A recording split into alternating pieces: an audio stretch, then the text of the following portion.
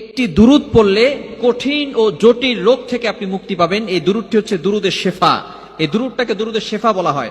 এই দুরূদটা যদি পড়ে আপনি পানিতে ফু দিতে পারেন, এরপরে ওই পানিটা খেলে আল্লাহ পাক রব্বুল আলামিন কঠিন ও জটিল রোগ থেকে আল্লাহ তাআলা আপনাকে হেফাজত করবেন। মনে রাখবেন, আল্লাহ তাআলা কিন্তু কোরআনের ভিতরে শেফা দিয়েছেন। আল্লাহ তাআলা পবিত্র কোরআনুল কারীমের ভিতরে নিজেই বলে দিয়েছেন।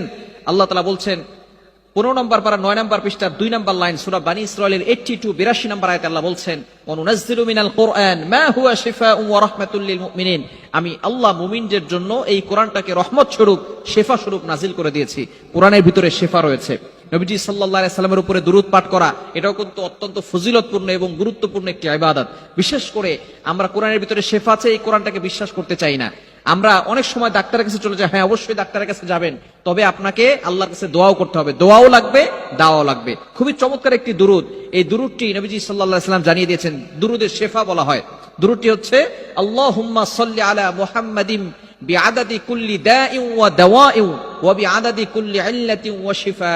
খুবই চমৎকার একটি দোয়া। আপনি প্রথমে নবী সাল্লাল্লাহু আলাইহি ওয়াসাল্লামের উপরে শান্তি রহমত বর্ষণ করার জন্য দোয়া করছেন, আল্লাহুম্মা সাল্লি আলা সাইয়্যিদিনা মুহাম্মাদ। আপনি নবীজি সাল্লাল্লাহু আলাইহি ওয়াসাল্লামের উপরে কি করছেন? দোয়া করছেন, রহমতের দোয়া করছেন। এরপরে আপনি আপনার যেই রোগ আছে, রোগের জন্য আপনি শিফার জন্য দোয়া করছেন। বিআদাদি কুল্লি দাইন ওয়া দাওয়াইন ওয়া বিআদাদি কুল্লি ইল্লাতিন ওয়া শিফা। এটা আপনি পানিতে পড়বেন। কতবার পড়বেন? এটা পড়ার পরে পানিতে ফু দিবেন। এটা আপনি 100 বার পড়তে পারেন অথবা 200 বার পড়তে পারেন। যত বেশি সময় থাকবে সর্বনিম্ন আপনি 100 বার পড়বেন। পরে আপনি পানিতে ফু দিবেন। ফু দিয়ে এরপরে ওই পানিটা খাবেন। ইনশাআল্লাহ প্রতিনিয়ত আমলটা করতে পারলে আল্লাহ তাআলা সকল রোগ থেকে আপনাকে হেফাজত করে দিবেন। মনে রাখবেন, আল্লাহ তাআলা চাইলে সব ধরনের রোগ থেকে আপনাকে হেফাজত করতে পারেন। বিশেষ করে এর সাথে সূরা ফাতিহার আমলটাও করতে পারেন। সূরা ফাতিহাকে বলা হয় শিফা। শিফা মিন কুল্লি দা, সকল লোকের ওষুধ হচ্ছে সূরাতুল ফাতিহা। আপনি এই দুরূদটি পড়ার পাশাপাশি সূরা ফাতিহার আমলটাও করতে পারেন।